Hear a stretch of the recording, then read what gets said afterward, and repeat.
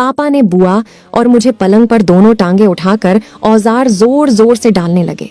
दोनों की गुफा पीते हुए धक्का दे रहे थे। बहन और बेटी को आगे पीछे ठुकाई का मजा लेने लगे एक साथ। मैंने पापा को बुआ की ठुकाई करते देखा। भाई बहन खोद बन गया मेरी आंखों के सामने। मेरे पापा ने मेरी सगी बुआ को हमारे ही घर में बीच रात में खोदा और पूरी ठुकाई मैंने अपनी आंखों से देखी। चढ़ती जवानी में हुई मेरी गुफा मस्तानी में मैंने आपको बताया था कि मेरे और मेरे छोटे भाई के बीच ठुकाई का खेल कैसे शुरू हुआ था। उसके बाद हमें जब भी मौका मिलता हम दोनों ठुकाई कर लेते थे। इसी तरह समय बीत गया। अब मैं पूरी जवान हो चुकी थी और कॉलेज जाने लगी थी। मेरी हाइट 5 फीट 5 इंच थी और मेरा बदन मांसल और भरा भरा ऐसा था कि एक बार से 70 साल का बूढ़ा भी देखकर मचल जाए। कॉलेज में लड़के मुझे खूब लाइन मारते थे। लड़कों को मुझ में जो सबसे खास चीज पसंद थी वो थी मेरी मस्त बड़ी सी गोल गोल संतरे। यह बात मुझे भाई ने बताई थी। मैं लड़कों को कभी भाव नहीं देती थी क्योंकि मेरी गुफा की खुजली मिटाने के लिए मेरे घर में ही मेरे भाई का औजार मौजूद था। वैसे मेरा भाई बहन खोद भी मेरी गोले का ही दीवाना था। ठुकाई के दौरान मेरी गुफा के साथ साथ मेरी गोले भी खूब मजा से पिता था। दिन में एक बार मेरी गोले जरूर मारता था। उसका औजार भी पहले से बड़ा हो गया था। वहीं स्वीटी की गुफा पीने के बाद से मुझे गुफा का स्वाद भी अच्छा लगने लगा। इसलिए जब मैं दोस्त के घर जाती थी तो गुफा जरूर खाती थी, बदले में वह भी मेरी गुफा पीती थी। लेकिन उसे मेरी एक बात नहीं पता थी कि मैं अपने भाई से खुदती हूँ। 12वीं पूरी होते ही पापा ने भाई का एडमिशन एक इंजीनियरिंग कॉलेज में करा दिया और भाई इंजीनियरिंग करने बाहर चला गया। उसके जाने के बाद मेरी गुफा को बस अब मेरी उंगलियों का ही सहारा बचा। रात में सोते समय मोबाइल पर वो फिल्म देखते हुए गुफा को सहलाकर और कभी चोरी से बैगन या मूली मिल गया तो उससे, नहीं तो फिर टूथ ब्रश से काम चलाती थी। इसके अलावा मेरी दोस्त ही थी जो मेरी मदद करती थी। सप्ताह में 1-2 बार मैं उसके घर भी जाती थी जहां हम कभी कभार एक दूसरे की गुफा पीती थी। हालांकि मैं और फ्रेंड दोनों वैसे वाली नहीं थी, मगर फ्रेंड की गुफा पीने के बाद मुझे भी गुफा पीने में मजा आता था। हम दोनों का कोई बीएफ भी नहीं था तो हम अक्सर इसी से काम चलाती थी। दरअसल छोटे शहर में सब एक दूसरे को जानते हैं, इसलिए बदनामी का डर बहुत होता है।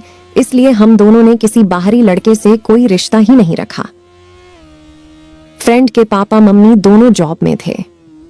मम्मी पापा के ऑफिस जाने के बाद उसके घर में कोई डिस्टर्ब करने वाला भी नहीं होता था, इसलिए मैं अक्सर दोपहर में ही उसके घर जाती थी। मगर एक बार औजार का मजा ले लेने के बाद मेरी गुफा की भूख अब उंगली या बैंगन से शांत नहीं हो रही थी। वहीं मोबाइल पर फिल्में देख देख कर और दिमाग खराब हो रहा था और मुझे औजार की सख्त जरूरत महसूस हो रही थी। मगर कहां से जुगाड़ हो कुछ समझ में नहीं आ रहा था। सच तो यह है कि भाई के बाहर जाने के बाद और मूवी में बाप बेटी की ठुकाई देखकर मेरे भी दिमाग में कभी कभी यह आता था कि जब भाई से खुद चुकी हूं तो पापा से खुदने में क्या दिक्कत है। घर में ही 2-2 औजार का जुगाड़ हो जाएगा तो बाहर बदनामी का डर भी नहीं रहेगा। मगर फिर ये सोचकर कि कहीं ऐसा ना हो कि पापा को पटाने के चक्कर में कहीं गड़बड़ हो ना हो जाए, क्योंकि भाई तो खुद ही मुझसे पट गया था, मगर पापा के साथ तो ऐसा कुछ भी नहीं था। फिर सोचती कि ये सब फिल्म में ही संभव है, रियल लाइफ में नहीं। भाई को गए 4 महीने हो गए थे और अब दीपावली आने वाली थी और ये सोचकर खुश थी कि चलो छुट्टी में भाई घर आएगा तो 2-4 दिन मेरी गुफा को औजार का स्वाद मिल जाएगा। मगर मेरी तो खुशी चली गई जब पता चला कि भाई को छुट्टी नहीं मिली। मैं इतनी मायूस हो गई कि मुझे लगा कि अब मेरी गुफा को शादी के बाद ही औजार का स्वाद मिलेगा।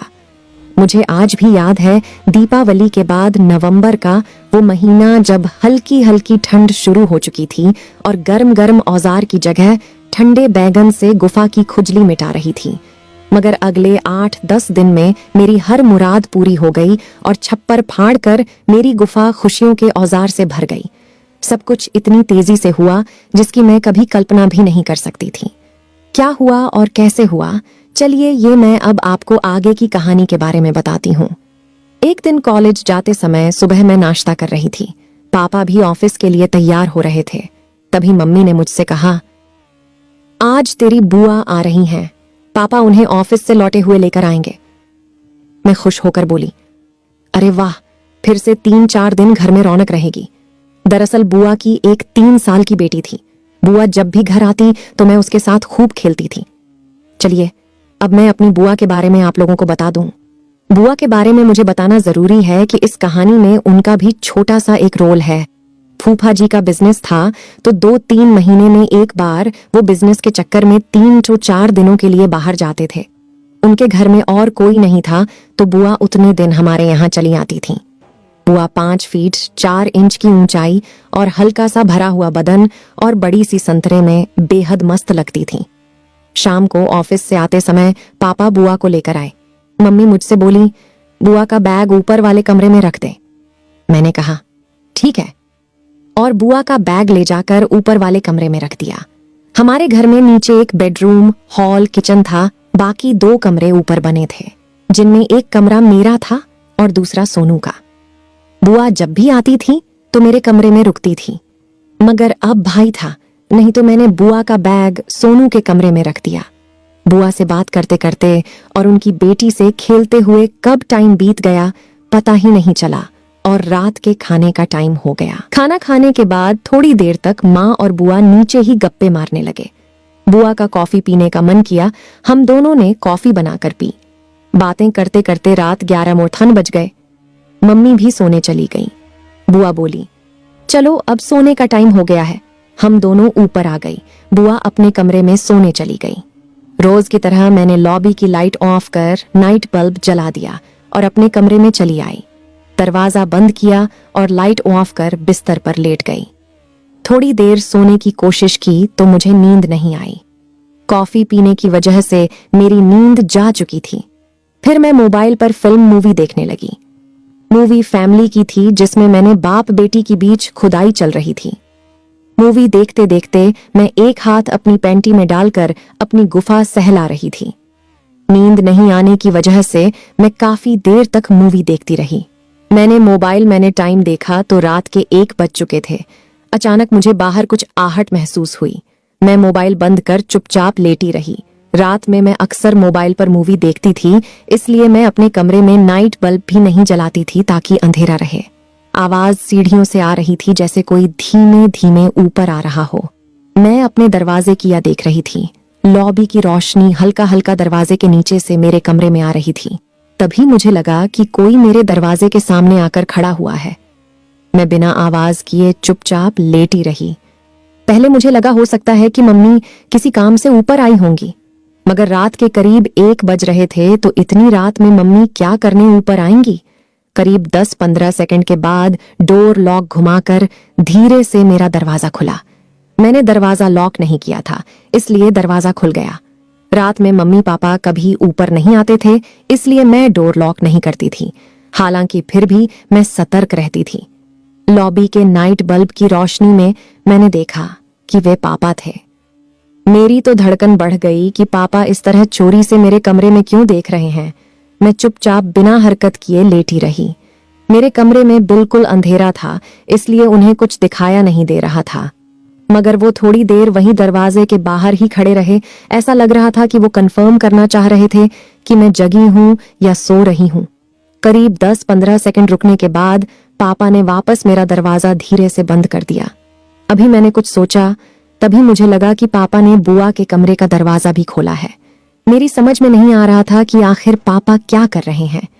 मुझे बुआ के कमरे का दरवाजा धीरे धीरे खुलने की आवाज आई और फिर दोबारा दरवाजा बंद भी हुआ, मगर पापा के लौटने की आवाज नहीं आई। मैं समझ गई कि पापा बुआ के कमरे में अंदर चले गए हैं। मेरी धड़कन तेज होती जा रही थी कि आखिर इतनी रात में पापा बुआ के कमरे में क्या करने गए हैं। मेरी बेचैनी बढ़ती जा रही थी। मैं जानना चाह रही थी कि आखिर पापा अंदर क्यों गए हैं। अचानक मेरे दिमाग में एक आइडिया आया। दरअसल पीछे की तरफ दोनों कमरे की एक कॉमन बालकनी थी। दोनों कमरे की खिड़की और दरवाजे बालकनी में खुलते थे। मैंने हिम्मत करके धीरे से बिना आवाज किए बालकनी का दरवाजा खोला और बगल के कमरे की तरफ देखा तो दरवाजा बंद था। बुआ के कमरे दरवाजा ठीक मेरे कमरे के दरवाजे के बगल में था और दरवाजे के दूसरी ओर आगे खिड़की थी जो खुली थी। खिड़की से नाइट बल्ब की हल्की रोशनी बाहर आ रही थी। खिड़की के बाद दीवार थी, खिड़की और दीवार के बगल में कोने में करीब करीब